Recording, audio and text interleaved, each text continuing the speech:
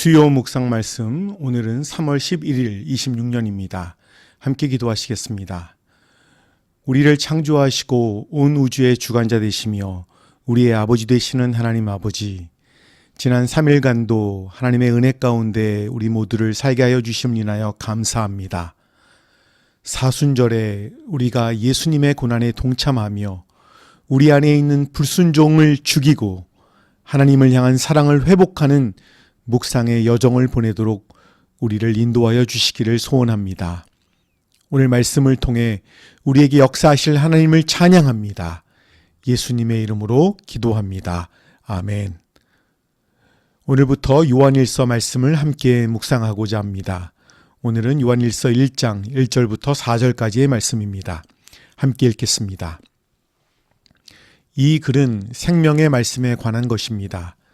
이 생명의 말씀은 태초부터 계신 것이요, 우리가 들은 것이요, 우리가 눈으로 본 것이요, 우리가 지켜본 것이요, 우리가 손으로 만져본 것입니다. 이 생명이 나타나셨습니다. 우리는 그것을 보았습니다. 그래서 우리는 이 영원한 생명을 여러분에게 증언하고 선포합니다. 이 영원한 생명은 아버지와 함께 계셨는데 우리에게 나타나셨습니다. 우리가 보고 들은 바를 여러분에게도 선포합니다. 우리는 여러분도 우리와 서로 사귐을 가지기를 바라는 것입니다. 우리의 사귐은 아버지와 또 그의 아들 예수 그리스도와 함께하는 사귐입니다. 우리가 이 글을 쓰는 것은 우리 서로의 기쁨이 차고 넘치게 하려는 것입니다. 아멘. 느헤미야 말씀을 통해 우리는 공동체의 회복과 거룩을 지키는 삶을 함께 살펴보았습니다. 이제 요한일서로 들어가면서 우리는 신앙의 가장 근본적인 질문 앞에 서게 됩니다. 그것은 기독교 신앙의 본질이 무엇인가 하는 질문입니다. 요한일서는 편지이지만 일반적인 편지처럼 인사로 시작하지 않습니다. 대신 강력한 선언으로 시작합니다. 우리가 들은 것이요, 우리가 눈으로 본 것이요, 우리가 지켜본 것이요, 우리가 손으로 만져본 것입니다. 요한은 예수 그리스도를 단순한 교리나 사상으로 말하지 않습니다. 그는 실제로 경험한 생명의 말씀을 증언합니다. 오늘 본문은 우리에게 세 가지 중요한 진리를 보여주고 있습니다. 첫 번째, 예수님은 실제로 오신 생명의 말씀입니다. 사도 요한은 예수님을 이렇게 표현합니다. 태초부터 있는 생명의 말씀. 이 표현은 요한복음 1장과 연결됩니다. 태초에 말씀이 계시니라. 예수님은 단순한 선생님이 아니라 영원부터 계신 하나님이십니다. 그리고 그 하나님이 인간의 몸을 입고 이 땅에 오셨습니다. 요한은 이 사실을 강조하기 위해 4번이나 말합니다. 들었다, 보았다, 자세히 보았다, 만졌다.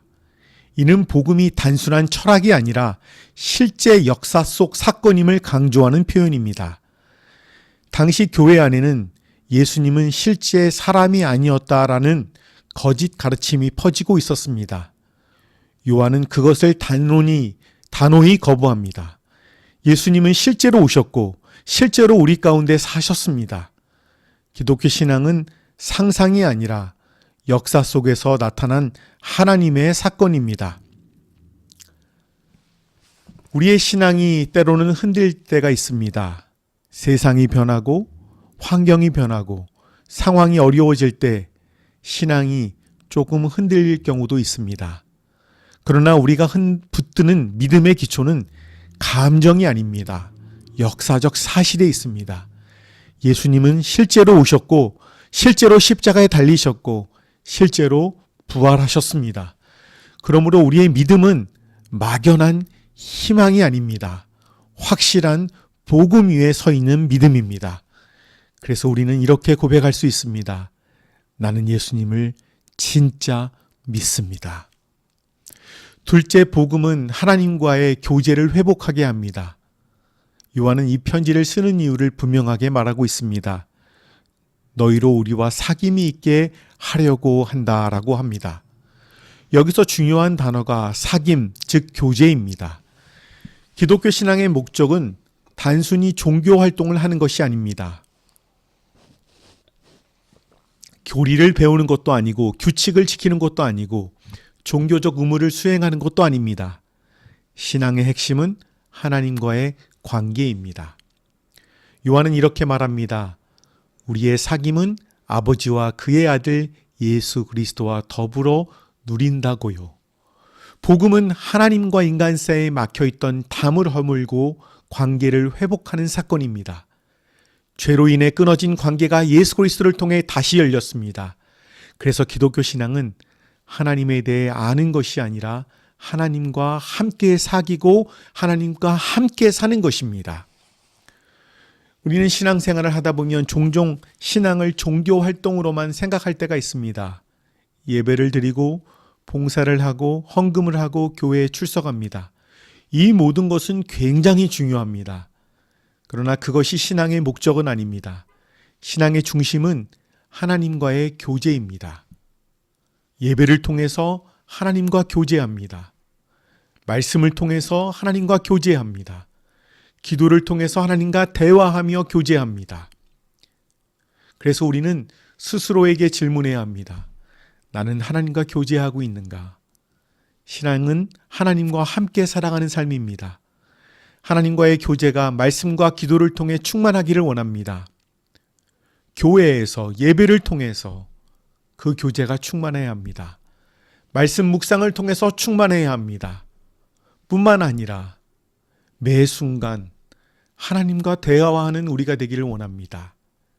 나의 생각과 나의 계획과 나의 감정과 모든 관계에까지 하나님이 관심이 있으십니다. 그래서 우리는 매 순간 하나님과 교제할 수 있습니다. 하나님, 저 사람 조금 꼴 보기 싫은데요, 하나님. 어떻게 하면 좋을까요? 하나님, 내 마음 가운데 이런 생각이 듭니다. 하나님 인도해 주세요. 하나님께서 그런 마음에 분명히 주님께서 주시는 위로와 격려와 가르침을 말씀과 기도를 통해 주실 줄 믿습니다. 세 번째, 하나님과의 교제는 참된 기쁨을 가져옵니다. 요한은 마지막으로 이렇게 말하지요. 우리의 기쁨이 충만하게 하려 한다고요. 여기서 매우 중요한 사실을 우리는 발견합니다. 요한일서는 기쁨으로 시작하는 편지입니다. 많은 사람들이 신앙을 무거운 의무처럼 생각합니다. 그러나 성경은 신앙의 본질은 기쁨이라고 말하고 있습니다. 이 기쁨은 세상의 즐거움과 다릅니다. 세상의 기쁨은 환경이 좋아야 생기고 조건이 맞아야 생기고 상황이 변하면 사라집니다. 그러나 하나님과의 교제에서 오는 기쁨은 깊고 지속적인 기쁨입니다. 요한은 예수님과 함께 살며 이 기쁨을 경험했습니다. 그래서 그는 말합니다. 이 기쁨을 여러분도 누리기를 원합니다. 하나님은 우리가 하나님을 위해 무엇을 하기를 먼저 원하시기보다 하나님 안에서 기뻐하시기를 먼저 원하시고 계십니다. 우리의 삶에는 기쁨이 사라질 때가 있지요. 건강이 약해질 때, 관계가 어려워질 때, 돈이 없을 때, 삶이 힘들 때, 미래가 불안할 때, 그러나 하나님과의 교제는 우리의 삶에 깊은 기쁨의 근원이 됩니다. 우리는 상황 때문에 기뻐하는 사람이 아니라 하나님 때문에 하나님을 기뻐하는 사람이 되기를 소원합니다. 그래서 성경은 말하고 있습니다. 항상 기뻐하라. 이 기쁨은 하나님과 함께 살아가는 성령 충만한 사람에게 주어지는 하나님의 선물입니다. 오늘 본문은 요한일서 전체의 문을 여는 말씀입니다. 요한은 우리에게 세 가지 중요한 진리를 오늘 말씀했지요. 예수님은 실제로 오신 생명의 말씀이다. 복음은 하나님과의 교제를 회복하게 한다. 하나님과의 교제는 참된 기쁨을 가져온다. 이것이 바로 기독교 신앙의 중심입니다. 오늘 이 말씀 앞에서 우리는 이렇게 기도하기를 원합니다. 주님, 예수님을 단지 지식으로만 아는 신앙이 아니라 주님과 함께 교제하며 기쁨 가운데 주님과 살아가는 인생을 살게 하여 주시옵소서. 이것이 우리의 기도요, 우리의 소원인 줄 믿습니다. 함께 기도하시겠습니다. 사랑의 하나님 아버지, 생명의 말씀 되시는 예수 그리스도를 우리에게 주셔서 감사합니다. 우리가 예수님을 머리로만 아는 신앙이 아니라 삶으로 경험하는 신앙을 살게 하여 주시옵소서. 하나님과의 깊은 교제를 통해 참된 기쁨을 누리는 삶이 되게 하여 주시고 우리의 삶이 복음을 증언하는 삶이 되게 하여 주시옵소서. 나머지 3일간도 성령 충만하여 우리의 삶의 현장에서 주님의 말씀을 실천하도록 인도하여 주시기를 소원하며 예수님의 이름으로 기도합니다. 아멘.